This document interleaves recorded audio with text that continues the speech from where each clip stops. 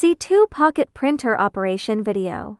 Search LuckJingle in App Market or scan the QR code below to download. Hold body button to power on. Indicator lights on. Hold both sides of the body and press to open the paper compartment. Watch the thermal paper orientation. Put the thermal paper in the paper bin. Pull out a bit of the paper. Turn on your phone Bluetooth.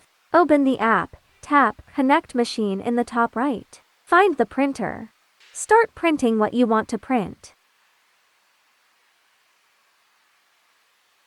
Make print settings. Start printing.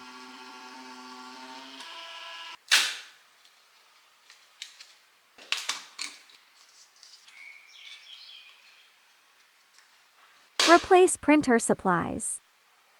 Set the size of the label paper. Enter the label content.